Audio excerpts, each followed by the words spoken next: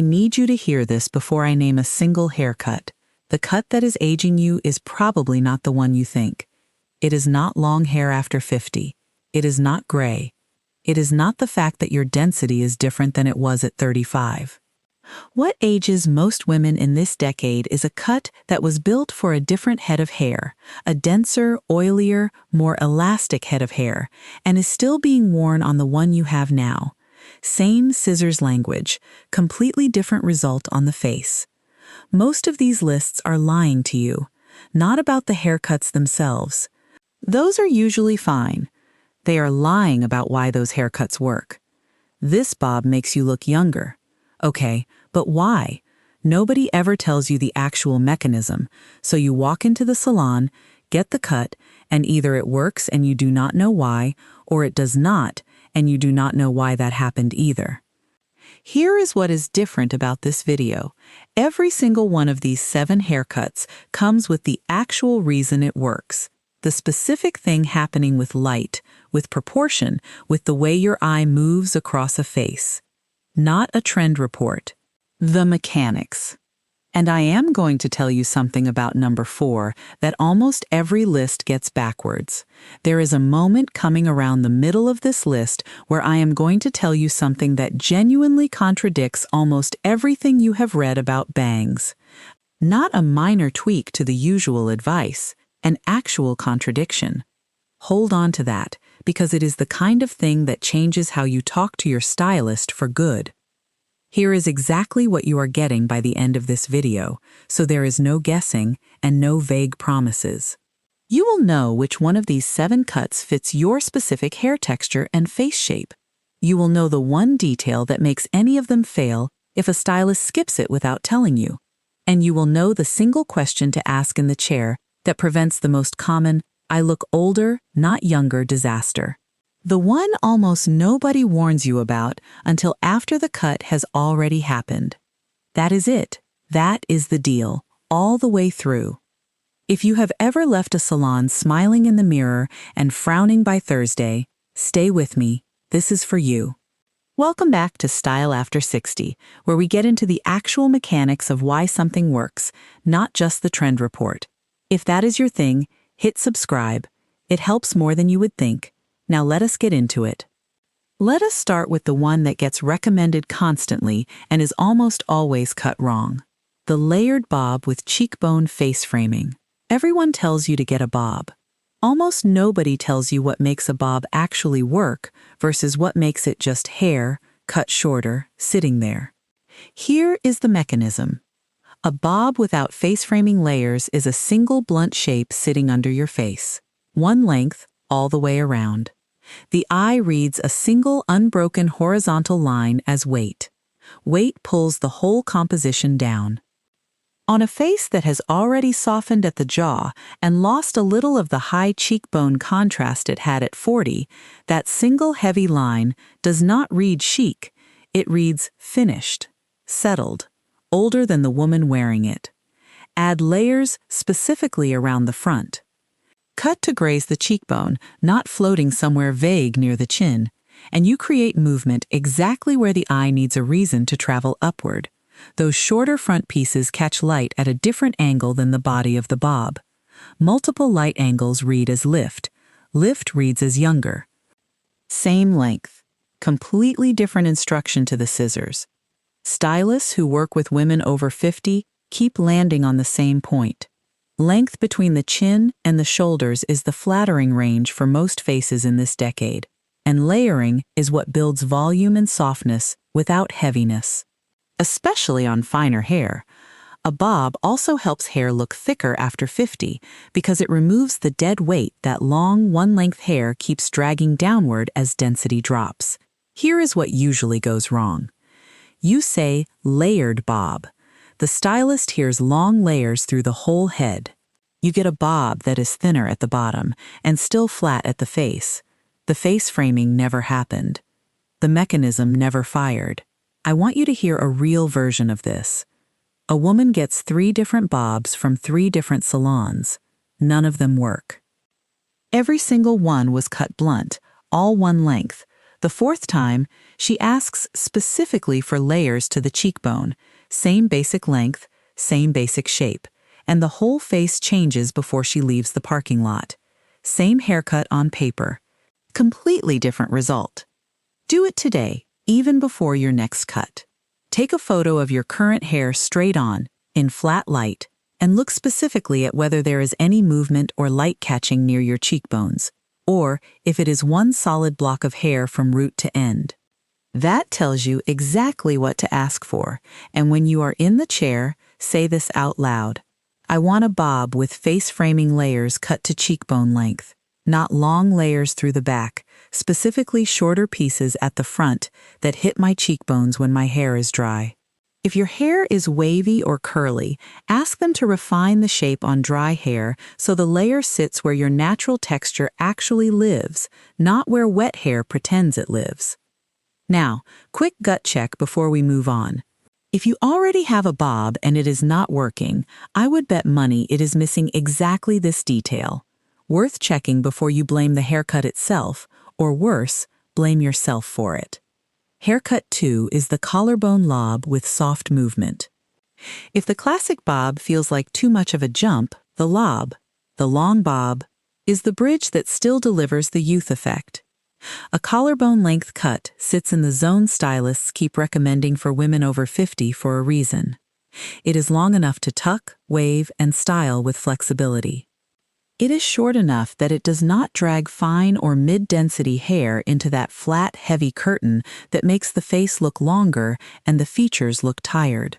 The classic lob earns its reputation because it boosts volume and definition without demanding a short hair identity overnight. Worn with soft waves through the mid-lengths and ends, not tight curls, not a blown-out helmet, it creates the gentle S-curve that keeps the eye moving. Movement is the whole game here. A sleek, dead-straight lob can still work if your hair is thick and glossy. But on finer or drier hair after 50, a little bend is what stops the cut from reading severe. Here is the mechanism. Weight removal at the right altitude. Hair that ends past the collarbone with no internal shape keeps its full mass at the bottom. That mass pulls. The face loses its frame. Bring the terminal length to the collarbone and introduce soft, long layers that start around the chin, and you offload enough weight for the hair to lift at the crown and move when you turn your head. The silhouette goes from blanket to shape. And this is where I want to kill an old myth out loud. The idea that long hair automatically ages you after 50 collapses right here. The problem is not length. The problem is one length weight with no perimeter strategy. A collarbone lob done correctly is proof. Do it today. In the chair, say, collarbone lob, soft long layers starting around the chin, enough weight left at the ends so it does not look stringy. I want movement, not a triangle. At home, on damp hair. A root lift mousse or spray at the crown only, round brush the front sections up and away from the face, and let the ends bend under or out. Either works, so the line is alive. If you air dry, scrunch a light cream through mid-lengths and break it up with your fingers when dry. Stillness is what ages the lob. A 30-second finger style fixes it. Haircut 3 is the soft modern shag. Blended. Not choppy. This is where a lot of lists go wrong, and where you can go very right. The word shag scares women over 50 because they picture 1970s curtains or a razor disaster that left the ends looking chewed. That is not what I mean. I mean a modern soft shag. Shorter layers around the crown and through the top, longer pieces through the ends, blended so there is no hard shelf between lengths. Curtain or wispy fringe optional. And we are getting to fringe properly in a moment, so stay with me. Here is the mechanism. 2 points of movement instead of one. A one-length cut moves, if it moves at all, as a single unit. A soft shag moves at the crown and again at the perimeter. The eye reads variation as energy. Energy reads as youth. Uniformity reads as set. Set reads older.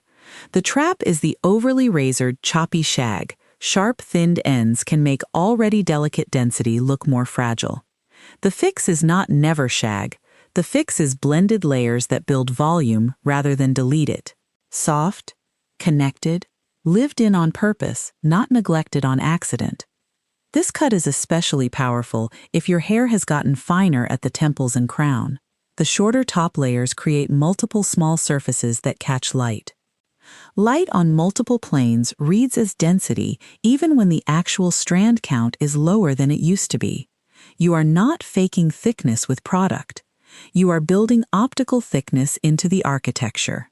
Do it today. Say this exactly. Soft modern shag, blended layers, not choppy, shorter through the crown for lift, longer through the ends, gentle connection between lengths. I do not want razor-thin ends. If your stylist reaches for a razor by default and your hair is fine, ask for point cutting with shears instead. Razors can feather beautifully on denser hair and can shred fine hair into haze. You are allowed to specify the tool. That is not being difficult. That is being precise, and precision is what gets you the cut you actually wanted. Haircut 4. Curtain bangs. Here it is, the one I flagged at the top. I told you there was a contradiction coming. This is it. Bangs can take years off a face over 50. Bangs can also add them back by Thursday. The difference is almost never. Bangs versus no bangs. It is which bang, on which forehead, with which density. Here is the mechanism when bangs work. As we age, the hairline at the temples often recedes slightly. The forehead becomes a larger percentage of what the eye sees first. Forehead lines, which were always there, suddenly have more stage. A well-cut fringe reframes the face higher. It gives the eye a soft landing above the brows, pulls attention to the eyes, and breaks up that tall, bare forehead plane so lines are no longer the first story. The most universally flattering bang for women over 50 is the curtain bang. Soft, longer pieces parted in the middle or just off-center, sweeping back toward the cheekbones. Not a thick, straight-across shelf. Not a stiff, brow-skimming bar. Now here is when bangs backfire. And this is the part almost every listicle skips. Heavy, blunt bangs on fine or thinning hair. A dense horizontal fringe needs density to support it. On finer hair, blunt bangs can look sparse, flash scalp, and create a harsh line that ages the whole upper face. Short brow-grazing bangs on a long or oval face can make the face look longer. Any fringe lacquered into one immovable piece kills the softness that made the bang flattering in the first place. Movement is the youth signal. A helmet fringe is a date stamp. So here is the contradiction, said cleanly. Get bangs, they make you look younger is incomplete advice. Get soft curtain or wispy side-swept bangs that blend into your layers, cut dry if your hair has bend, and keep them thinner than you think is usable advice. Those are not the same sentence. Only one of them belongs in a salon chair. Do it today. If you want the lift without the commitment panic, ask for long curtain bangs, longer pieces at the sides, softer and thinner in the center, blended into my face-framing layers so they can part and sweep. Not blunt, not heavy. If you are not ready for a true fringe, ask for face-framing layers that can sweep forward like a fake curtain when you style them. You get about 70% of the eye lift with zero grow-out dread. And if your hair is actively thinning at the front hairline, prioritize face framing over a full fringe until density is stable. Pulling too much hair forward can make the part behind it look emptier. That is not fear, that is proportion. Haircut 5 is the soft textured pixie with crown volume. Short hair after 50 is not a surrender. A flat pixie is. There is a version of the pixie that makes women look sharper, lighter, and more intentional. And a version that makes every area of thinning impossible to ignore. The difference is almost entirely at the crown and the perimeter. A flat, evenly short pixie has nowhere to hide reduced density. Light hits the scalp. The eye goes to the scalp. A soft, textured pixie with volume engineered at the crown does the opposite. It builds height where thinning is often most noticeable, and it keeps enough softness at the temples and cheekbones that the face still has a feminine perimeter. A soft pixie keeps more length on top and through the sides than a classic tight crop, with textured top layers for movement and fullness. Say wash and wear out loud so your stylist does not build you a high-maintenance sculpture. The bixie, that bob pixie hybrid, lives in this family. Longer than a classic pixie, shorter than a bob, with enough top length to move. Silver versions work especially well when texture keeps the hair luminous instead of helmeted. Mechanism in one line. Height at the crown plus softness at the face equals short hair that reads chosen, not clung to. Do it today. Say, soft, textured pixie, or bixie if we need more length, with volume built at the crown, graduated or lightly stacked underneath so the top can lift, and feathered pieces around my temples and cheekbones. I want wash and wear, not spikes. At home. A dime of volumizing cream or mousse at the roots only. Blow dry the crown upward with your fingers or a small round brush, and stop before you stiffen it with product. If you can still move a piece with one finger, you are in the youthful zone. If it cracks when you touch it, you have styled yourself older. That last line matters more than the haircut name. Texture without stiffness is the whole game. Haircut 6 is the graduated bob. Stacked softly, not severely. Stacking is one of the most powerful volume tools in the salon, and one of the easiest to overdo after 50. A graduated bob is shorter in the back, building upward in layers from the nape, with longer length held toward the front. That back stacking creates architectural lift at the occipital bone, the curved bone at the back of your skull. So the silhouette has a three-dimensional rise instead of hanging flat against the neck. Light hits those stacked ends at multiple angles. Multiple angles read as density. The clean nape also elongates the neck, which is one of the quietest youth signals on the whole body. On finer hair, soft graduation expands the width of the haircut and gives the appearance of more volume for a structural reason. Shorter layers sitting over one another literally build height where you need it most. You are not adding hair. You are changing the geometry of how the hair sits. Here is the trap. An overly stacked bob with a severe angle can feel dated and high maintenance and can emphasize sharp lines at the jaw instead of softness. You do not want a ski jump back that needs a trim every 4 weeks to stay intentional. You want soft graduation. Build, not a cliff. Do it today. Use the language stylists actually respond to. Soft graduated bob. Stacking that starts at the occipital bone and builds upward, not a severe high stack. Longer toward the front, clean nape, enough softness so it does not look helmeted. Right now, if you want, run your fingers to the back of your head. Find that bony curve. Tap it. That is your landmark.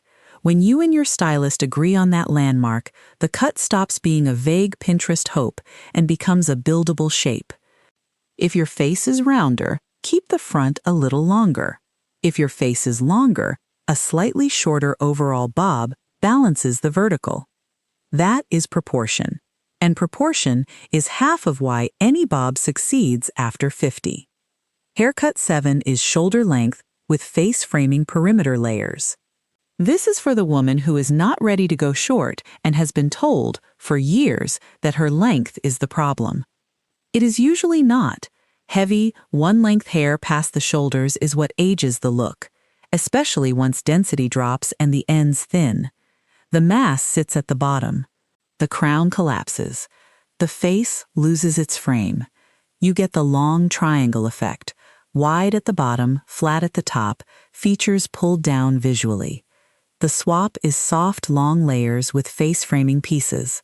On thick hair, layers along the bottom release visual and literal weight. Unlayered thick hair can resemble a blanket with no movement. On finer hair, the same principle applies with a lighter hand. Perimeter layers from chin to shoulder remove enough weight for bounce without shredding what density you still have. The butterfly style idea you see everywhere, airy, cascading layers with face-framing pieces, is simply this principle with a trend name. Collarbone to shoulder length, internal lightness, front pieces that hit cheekbone to jaw. You keep the option to put it up. You keep the swing. You lose the drag. Here is the mechanism. Remove weight at the perimeter so the hair can move around the face. Keep enough bulk in the body so it does not look stringy. Let the front layers create the same upward eye travel a shorter cut would give you. Do it today. Say, I am keeping the length near my shoulders. I want perimeter layers from chin to collarbone for face framing and soft internal layers so the ends are not heavy, not short layers on top that make it look thin. Then ask one more question before they pick up the scissors. Where will this sit when my hair is dry and in its natural texture? Wet cutting lies. Dry checking the face frame is how you avoid going home with layers that only looked right under the sink hose. At home, diffuse or air dry with a light leave-in through mid-lengths, then wrap the front pieces around a medium iron away from the face once. That single styling move activates the whole cut. Without it, even a perfect perimeter layer can hang like the old blanket again. So here is the real secret connecting every single one of these 7. The thing that makes the whole list make sense as one idea instead of 7 separate tips. None of these haircuts are really about looking younger as a costume. Every single one targets one of 3 things: light, movement, or proportion. Light, multiple surfaces, stacked ends, textured crowns, silver hair cut to reflect in clean planes instead of broken haze. Movement, layers that bend, curtain pieces that sweep, lobs that swing, pixies you can still push with a finger. Proportion, length that balances your face shape, fringe that restores a high forehead, stacking that elongates a neck, face framing that puts cheekbones back in the conversation. The cuts that age women over 50 fail those 3 tests. One length weight kills movement. Blunt, heavy bangs on fine hair kill soft light. A severe stack or a flat crop wrecks proportion, stillness. Single plane light, wrong altitude. That is the real older formula, and it has almost nothing to do with your birth year. Once you stop asking what haircut makes me look younger and start asking what cut fixes light, movement, and proportion on this hair and this face, you can walk into any salon and speak in language a good stylist can execute. Not a photo and a hope. A mechanism and a landmark. One more thing almost nobody puts on the list, and it will multiply whatever cut you choose: the part. A severe center part on shoulder length or lob length hair creates maximum symmetry. Symmetry on a face that has natural, beautiful asymmetry can flatten the upper face and collapse crown volume. A deep side part, genuinely deep, lined up roughly with the outer edge of the iris or the arch of the brow, throws weight to one side, lifts the crown on the heavier side, and creates a diagonal the eye wants to follow. Try it tonight with 0 scissors. If your face suddenly has a higher side and a softer frame, you just found a free half size of the youth effect. Before you book, ask this in the consultation, not halfway through the cut. How does this cut behave on hair with my density and texture as it grows out for 8 to 10 weeks? And what is the one thing I must style every morning for it to look intentional? If the answer is nothing, it is wash and wear, and you have fine, flat hair. Press further. Most effortless shapes still need a 30-second root lift or a finger style. If the answer is a 20-minute blowout you will never do, choose a different architecture. The cut that makes you look instantly younger only counts if you can recreate the mechanism on a Wednesday, and give yourself a realistic trim window. After 50, shape-driven bobs often want attention every 8 to 12 weeks because structure is doing more of the work than sheer bulk used to. You do not need to chase younger as a vague, exhausting finish line you never quite cross. You need a cut that understands what your hair and your face are doing right now. Density, texture, forehead, jaw, neck, and is built for those facts instead of for a head of hair you had in another decade. You now have 7 of those cuts, the mechanism inside each one. The exact sentences to say in the chair, and the 3-word filter that ties them together: light, movement, proportion. If this finally explained the why behind the haircuts you keep seeing recommended everywhere without any real explanation attached, give it a like. It genuinely helps this channel reach more women who would use this. And subscribe for more of this every week here on Style After 60. Tell me in the comments, which of these 7 are you bringing to your next appointment? And which one, if I am honest, kind of surprised you, maybe even contradicted something you had been told for years? I read every single comment, and I would love to know which one lands closest to home. I will see you in the next one.